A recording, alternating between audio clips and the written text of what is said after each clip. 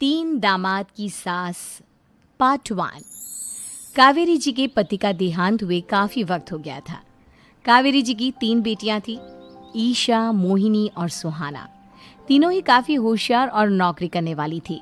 लेकिन उन तीनों से कावेरी जी इतना प्यार करती थी कि उनकी शादी की उम्र होने पर भी उन्हें पराये घर भेजने का उनका मन ही नहीं हुआ। अरे तुम तीनों मेरे कलेजे का टुकड़ा हो। जब भी तुम्हारी शादी के बारे में सोचती हूँ ना, बड़ा डर लगता है। सही कहती हो मम्मी, हम भी आपसे बहुत प्यार करते हैं। हाँ, मम्मी पापा के जाने के बाद अब बिल्कुल अकेली हो गई हैं। और मम्मी, अगर हम तीनों शादी करके चले गए तो आपका ख्याल कौन रखेगा? लेकिन अपनी खुशी की वजह से मैं तुम तीनों को बिना शादी के भी तो नहीं देख सकती ना बेटा। समाज के हिसाब से देखे तो यह भी गलत होगा और मैं ऐसा कुछ नहीं चाहती। लेकिन तुम तीनों से दूर होने के बारे में सोचती हूँ तो अजीब सा लगता है। लेकिन मम्मी, हम आपको इस तरह अकेला छोड़कर नहीं जा सकते। एक काम करते हैं मम्मी, शादी के बाद ना आप मेरे साथ मेरे ससुराल में चलना और मेरे साथ ही रहना। अच्छा, और तेरी सास मुझे रहने देगी तेरे ससुराल में? अरे बेटा, वहाँ ऐसा नहीं होता। बेटी की माँ कभी अपनी बेटी के ससुराल जाकर नहीं रह सकती।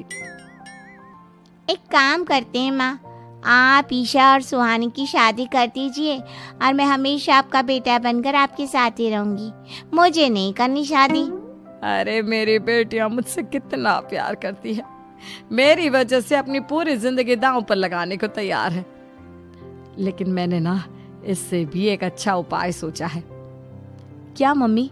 अगर आपके पास कोई सोल्यूशन है तो फिर क्यों परेशान हो आप? बताइए, क्या करना चाहती हैं आप? मैंने सोचा है कि अखबार में इश्तिहार देकर तुम तीनों के लिए 3 घर जमाई दामाद ढूंढ लूंगी।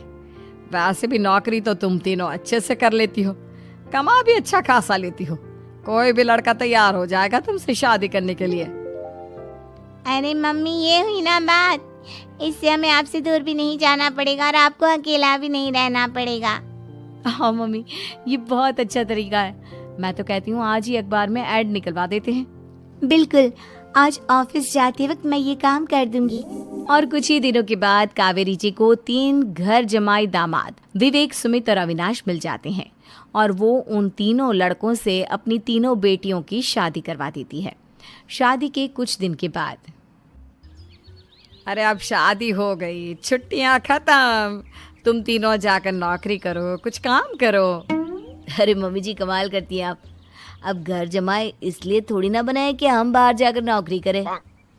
मम्मी जी, मेरा तो घर जमाई बनने का मकसद ही यही था कि कमाने वाली बीवी मिल जाए। बाहर जाकर काम करने से तो मेरा दिल घबराता है।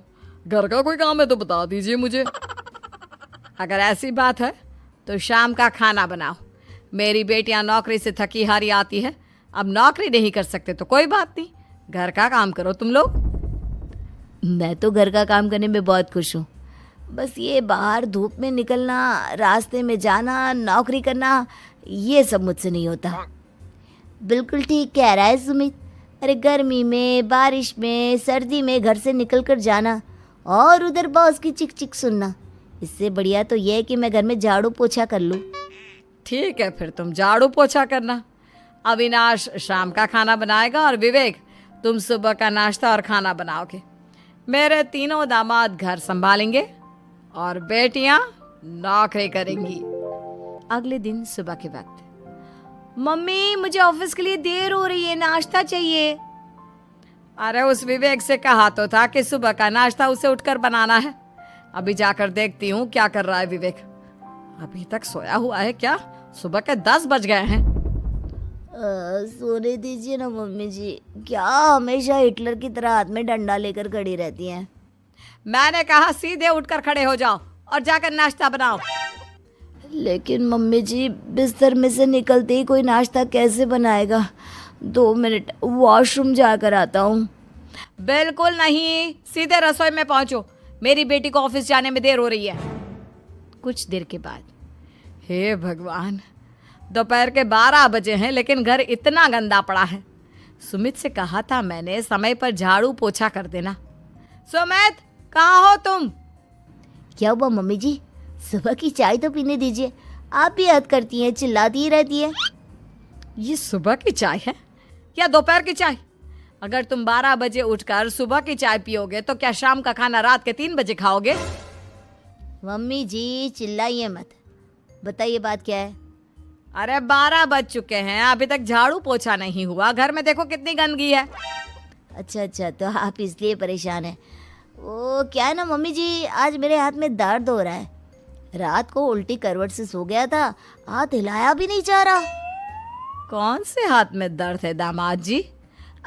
इस सीधे हाथ में मम्मी जी, हाथ हिल भी नहीं रहा है। विवेक, सुन लिया तुमने? सुमित के हाथ में इतना दर्द है कि बेचारे का हाथ भी नहीं हिल रहा। आज तो ये खाना भी नहीं खा पाएगा, तो एक जन का खाना कम ही बनाना। ठीक है मम्मी जी। अरे नहीं मम्मी जी, मेरे कहने का मतलब वो नहीं था। मेरा मतलब है खाना तो खाऊंगा ना। अरे लेकिन कैसे? हाथ तो हिल भी नहीं रहा है। अरे मम्मी जी, आपको ना किसी जेल में जेलर होना चाहिए था। बेकार में हमारी सास बनकर जिंदगी खराब कर रही हैं। अरे लगाता हूँ पोछा। एक बेचारा घर जमाई और कर भी क्या सकता है। शाम को जब ईशा, सुहाना और मोहिनी ऑफिस से लौट कर आती हैं। मम्मी, शाम के खाने में क्या बना है? अब ये तो तेरे पति को ही मालूम होगा ना बेटा, उसने ही खाने की जिम्मेदारी ली थी। लगता है मम्मी आपने ये घर जमाए वाला तरीका अपनाकर मुसीबत मोल ले ली है। आपके तीनों घर जमाए कितने आलसी हैं।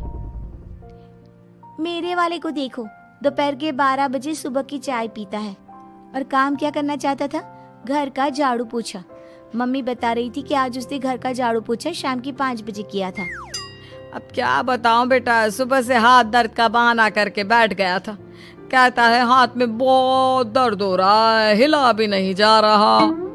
सब बहाने मम्मी। ये तीनों घर जमाए मिलकर ना बस बैठकर खाना खाना चाहते हैं, काम धाम तो बिल्कुल नहीं करना चाहते। अरे लेकिन ऐसे काम नहीं चलेगा ना, मुझे इन तीनों को सबक सिखाना ही पड़ेगा। अरे तो मम्मी, आप हिटलर से कम है क्या? आपने जब हम तीनों को सबक सिखा कर इतना लायक बना दिया, तो इन तीनों नालायक दामाद को भी आप कुछ न कुछ तो बना ही देंगी। हाँ मम्मी, बस अपने अंदर के हिटलर को बाहर लाइए और अपनी तीनों दामादों को अच्छी तरह से सबक सिखाइए। रही बात आपकी बेटियों की, तो हम तीनों तो हमेशा से आपके साथ हैं। अरे लेकिन बेटा, इस काम के लिए तुम तीनों को मेहनत करनी पड़ेगी। कैसी मेहनत मम्मी? ऑफिस में तो वैसे ही बहुत मेहनत करते हैं हम तीनों। अरे प्रेग्नेंट हो जाओ, प्रेगनेंसी का बहाना बनाकर कह दो कि तुम तीनों ने नौकरी छोड़ दी है 2 साल के लिए, और जब घर में खाने के पैसे नहीं होंगे तो अपने आप काम पर जाएंगे ये तीनों। वाह मम्मी, क्या आइडिया दिया है। मैं तो कल ही जाकर कहने वाली हूँ कि मैं प्रेग्नेंट हो गई हूँ। फिर देखना कैसे मेरा पति अविनाश भाग भाग कर काम पर लग जाएगा। और फिर 2 दिन के बाद, सुमित, मैं ना प्रेग्नेंट हूँ और इसलिए अगले 2 साल के लिए मैंने अपनी जॉब छोड़ने का फैसला ले लिया है। विवेक, पापा बनने वाले हो तुम। अब से ना तुम्हें ऑफिस जाना होगा, क्योंकि मैं तो 2 साल के लिए छुट्टी पर चली गई हूँ। अविनाश, अब तुम्हें जिम्मेदारी संभाल लेनी चाहिए, वरना ये घर कैसे चलेगा। हम दोनों मम्मी पापा बनने वाले हैं। लेकिन कावेरी के तीनों आलसी दामादों पर अपनी बीवियों की बात का कोई असर नहीं हुआ। धीरे धीरे कावेरी जी को चिंता होने लगी, क्योंकि उनके प्लान के हिसाब से तीनों बेटियों ने ऑफिस जाना बंद कर दिया था। आखिर क्या तरीका अपनाएंगी कावेरी अपने आलसी दामादों को काम करना सिखाने के लिए? जानने के लिए सुनिए इस कहानी का पार्ट 2।